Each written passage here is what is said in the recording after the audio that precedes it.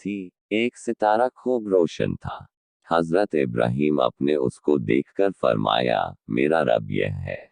इसलिए अगर सितारे को रब मान सकते हैं तो यह उनमें सबसे मुमताज और रोशन है।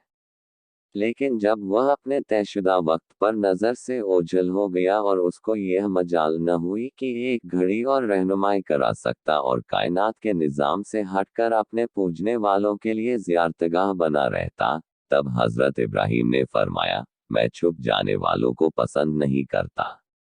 यानी जिस चीज़ पर मुझसे भी ज़्यादा तब्दीलियों का असर पड़ता हो और जो जल्द जल्द इन असरात को कबूल कर लेता हो, वह मेरा माबूद क्यों हो सकता है। फिर निगाह उठाई तो देखा कि चांद आब व ताप के साथ सामने मौजूद है। उसको देखकर फरमाया, मेरा रब यह है। इसलिए यह खूब रोशन है और अपनी ठंडी रोशनी से सारी दुनिया को नूर का गढ़ बनाए हुए है। बस अगर तारों को रब बनाना ही है तो इसी को क्यों न बनाया जाए, क्योंकि यही इसका ज्यादा हकदार नजर आता है। फिर जब सुबह का वक्त होने लगा तो चांद के भी हल्के पड़ जाने और छुप जाने का वक्त आ पहुंचा और जितना ही सूरज के उगने का वक्त होता गया, चांद का जिस्म देखने वाले की नजरों से ओझल होने लगा। तो यह देखकर हजरत इब्राहिम ने एक ऐसा जुमला फरमाया जिससे चांद के रब होने की मनाही के साथ साथ एक अल्लाह की हस्ती की तरफ कौम की तवज्जो इस खामोशी से फेर दी कि कौम इसका एहसास न कर सके और इस बातचीत का एक ही मकसद है, यानी सिर्फ एक अल्लाह पर ईमान, वो उनके दिलों में बगैर कस व इरादे के बैठ जाए। फरमाया, अगर मेरा सच्चा पालनहार मेरी रहनुमाई न करता तो मैं भी जरूर गुमराह कौम में से ही एक होता। बस इतना फरमाया और खामोश हो गए, इसलिए कि इस सिलसिले की अभी एक कड़ी और बाकी है और कौम के पास अभी मुकाबले के लिए एक हथियार मौजूद है, इसलिए इससे ज्यादा कहना मुनासिब नहीं था। तारों भरी रात खत्म हुई, चमकते सितारे और चांद सब नजरों से ओझल हो गए। क्यों? इसलिए कि अब आफताब आलमताब का रुखने रोशन सामने आ रहा है। दिन निकल आया और वह पूरी आब व ताब से चमकने लगा। हजरत इब्राहिम अलैहिस्सलाम ने उसको देखकर फरमाया, यह है मेरा रब, क्योंकि यह तारों में सबसे बड़ा है और निजाम फल्की में इससे बड़ा सितारा हमारे सामने दूसरा नहीं है। लेकिन दिन भर चमकने और रोशन रहने और पूरी दुनिया को रोशन करने के बाद मुकर्रर वक्त पर उसने भी इराक की सरजमीन से पहलू बचाना शुरू कर दिया और अंधेरी रात धीरे धीरे सामने आने लगी। आखिरकार वह नजरों से गायब हो गया तो अब वक्त आ पहुंचा कि इब्राहिम अलैहिस्सलाम असल हकीकत का ऐलान कर दें और कौम को लाजवाब बना दे कि उनके अकीदे के मुताबिक अगर इन तारों को रब और माबूद होने का दर्जा हासिल है तो इसकी क्या वजह कि हमसे भी ज्यादा इनमें तब्दीलियां नुमायां हैं और ये जल्द जल्द उनके असरों से मुतासिर होते हैं, और अगर माबूद हैं तो इनमें उफौल चमक कर फिर डूब जाना क्यों है। जिस तरह चमकते नजर आते थे उसी तरह क्यों न चमकते रहे। छोटे सितारों की रोशनी को चांद ने क्यों मांद कर दिया और चांद के चमकते रुख को आफताब के नूर ने किस लिए बेनूर बना दिया। बस ए कौम, मैं इन शिर्क भरे अकीदों से बरी हूँ और शिर्क की जिंदगी से बेजार। बेशक मैंने अपना रुख सिर्फ उसी एक अल्लाह की ओर कर लिया है जो आसमानों और जमीनों का पैदा करने वाला है। मैं हनीफ, एक अल्लाह की इताअत के लिए यक्स हूँ और मुशरिक, शिर्क करने वाला नहीं हूँ। अब कौम समझी कि यह क्या हुआ। इब्राहिम ने हमारे तमाम हथियार बेकार और हमारी तमाम दलीलें पामाल करके रख दी। अब हम इब्राहिम की इस मजबूत और खुली दलील को किस तरह रद्द करें और उसकी रोशन दलील का क्या जवाब है। वे इसके लिए बिल्कुल बेबस और पस्त थे और जब कोई बस न चला तो कायल होने और हक की आवाज को कबूल कर लेने के बजाय हजरत इब्राहिम अलैहिस्सलाम से झगड़ने लगे और अपने झूठे माबूदों से डराने लगे कि वे तेरी तौहीन का तुझसे जरूर बदला लेंगे और तुझको इसकी सजा भुगतनी पड़ेगी। हजरत इब्राहिम ने फरमाया, क्या तुम मुझसे झगड़ते और अपने बुतों से मुझको डराते हो? हालांकि अल्लाह ने मुझको सही रास्ता दिखा दिया है और तुम्हारे पास गुमराही के सिवा कुछ नहीं। मुझे तुम्हारे बुतों की कतई कोई परवाह नहीं। जो कुछ मेरा रब चाहेगा वही होगा। तुम्हारे बुत कुछ नहीं कर सकते, क्या तुमको इन बातों से कोई नसीहत हासिल नहीं होती?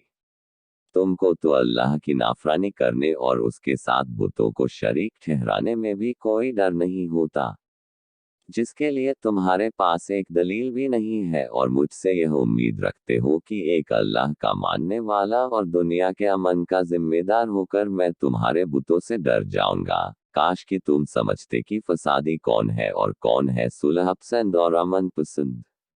सही अमन की जिंदगी उसी को हासिल है जो एक अल्लाह पर ईमान रखता और शिर्क से बेजार रहता है, और वही रास्ते पर है। बहरहाल अल्लाह की यह शानदार हुज्जत थी जो उसने हज़रत इब्राहीम अलैहिस्सलाम की जुबान से बुत परस्ती के खिलाफ हिदायत व तबलीग के बाद कवाकिब परस्ती, तारा परस्ती के रद में जाहिर फरमाए और उनकी कौम के मुकाबले में उनको रोशन और खुली दलीलों से सरबुलंदी अता फरमाई। गर्ज इन तमाम रोशन और खुली दलीलों के बाद भी जब कौम ने इस्लाम की दावत कबूल न की और बुतपस्ती और कवाकिब पस्ती में उसी तरह पड़ी रही, तो हजरत इब्राहीम अलैहिस्सलाम ने एक दिन जमहूर के सामने जंग का ऐलान कर दिया कि मैं तुम्हारे बुतों के बारे में एक ऐसी चाल चलूंगा जो तुमको जिद करके ही छोड़ेगी। इस मामले से मुताल्लिक असल सूरत हाल यह है कि जब इब्राहीम अलैहिस्सलाम ने आजर और कौम के लोगों को हर तरह बुत परस्ती के ऐबों को जाहिर करके उससे बाज रहने की कोशिश कर ली और हर किस्म की नसीहतों के जरिए उनको यह बताने में ताकत लगा ली कि ये बुत ना नफ़ा पहुंचा सकते हैं न नुकसान, और यह कि तुम्हारे काहिनों और पेशवाओं ने उनके बारे में तुम्हारे अक्लों पर खौफ बिठा दिया है कि अगर उनके इनकारी हो जाओगे तो ये गजबनाक होकर तुमको तबाह कर डालेंगे। ये तो अपनी आई हुई मुसीबत को भी नहीं टाल सकते।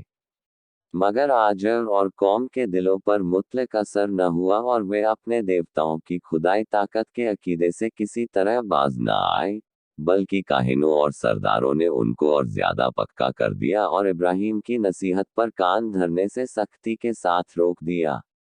सब हजरत इब्राहिम ने सोचा कि मुझको रुशद व हिदायत का ऐसा पहलू अख्तियार करना चाहिए जिससे लोग यह देख लें कि वाकई हमारे देवता सिर्फ लकड़ियों और पत्थरों की मूर्तियां हैं, जो गूंगी भी हैं, बहरी भी हैं और अंधी भी, और दिलों में यह यकीन बैठ जाए कि जब तक उनके बारे में हमारे काहिनों और सरदारों ने जो कुछ कहा था वह बिल्कुल गलत और बेसर पैर की बात थी और इब्राहिम ही की बात सच्ची है। अगर ऐसी कोई शक्ल बन गई तो फिर मेरे लिए हक की तबलीग के लिए आसान राह निकल आएगी। यह सोचकर उन्होंने अमल का एक निजाम तैयार किया, जिसको किसी पर जाहिर नहीं होने दिया, और उसकी शुरुआत इस तरह की कि बातों बातों में अपनी कौम के लोगों से यह कह गुजरे कि मैं तुम्हारे बुतों के साथ एक खुफिया चाल चलूंगा। कौम के नसीहत के लिए बुतों से बगावत। गोया इस तरह उनको तंबीह करनी थी कि अगर तुम्हारे देवताओं में कुछ कुदरत है, जैसा कि तुम दावा करते हो, तो वे मेरी चाल को बातिल और मुझको मजबूर कर दे कि मैं ऐसा न कर सकूं। मगर चूंकि बात साफ न थी, इसलिए कौम ने इस ओर कुछ तवज्जो न दी। इत्तेफाक की बात की करीब ही के जमाने में कौम का एक मजहबी मेला पेश आया। जब सब उसके लिए चलने लगे तो कुछ लोगों ने इब्राहिम से इसरार किया कि वह भी साथ चलें। हजरत इब्राहिम अलैहिस्सलाम ने पहले तो इनकार किया, और फिर जब इस तरफ से इसरार बढ़ने लगा तो सितारों की तरफ निगाह उठाए और फरमाने लगे, मैं आज कुछ बीमार सा हूँ। चूंकि इब्राहिम की कौम को कवाकिब परस्ती की वजह से तारों में कमाल भी था और एतकाद भी, इसलिए अपने अकीदे के लिहाज से वे यह समझे कि इब्राहिम किसी नहस सितारे के बुरे असर में फंसे हुए हैं, और यह सोचकर और किसी तफसील को जाने बगैर वे इब्राहिम को छोड़कर मेला चले गए। अब जबकि सारी कौम, बादशाह, काहिन और मजहबी पेशवा मेले में मसरूफ और शराब व कबाब में मशगूल थे, तो हजरत इब्राहिम ने सोचा कि वक्त आ गया है कि अपने अमल के निज़ाम को पूरा करूं और आंखों से दिखाकर सब पर वाज़ेह कर दूं कि उनके देवताओं की हकीकत क्या है। वह उठे और सबसे बड़े देवता के हेल मंदिर में पहुंचे। देखा तो वहां देवताओं के सामने किस्म किस्म के हलवों, फलों, मेवों और मिठाइयों के चढ़ावे रखे थे। इब्राहिम ने तंज भरे लहजे में चुपके चुपके इन मूर्तियों से खिताब करके कहा कि यह सब कुछ मौजूद है, उनको खाते क्यों नहीं, और फिर कहने लगे, मैं बात कर रहा हूँ, क्या बात है कि तुम जवाब नहीं देते। और फिर इन सब को तोड़ फोड़ डाला और सबसे बड़े बुत के कांधे पर तीर रखकर वापस चले गए। जब लोग मेले से वापस आए तो हेल मंदिर में बुतों का यह हाल पाया, बहुत बिगड़े और एक दूसरे से पूछने लगे कि यह क्या हुआ और किसने किया। इनमें वे भी थे जिनके सामने हजरत इब्राहिम तल्लाही लत अकीद नास नाम कुम अल अंबिया 21-57 कह चुके थे। उन्होंने फौरन कहा कि यह उस आदमी का काम है जिसका नाम इब्राहिम है, वही हमारे देवताओं का दुश्मन है। काहिनों और सरदारों ने यह सुना तो गम व गुस्से से लाल हो गए और कहने लगे, इसको मजमे के सामने पकड़ कर लाओ, ताकि सब देखें कि मुजरिम कौन आदमी है। इब्राहिम अलैहिस्सलाम। तो आपको हमारी वीडियो कैसी लगी? अच्छी लगी तो शेयर करें दोस्तों के साथ और बने रहे हमारे चैनल चिश्ती रंग स्टेटस के साथ और बेल आइकॉन दबाना मत भूलिए। आने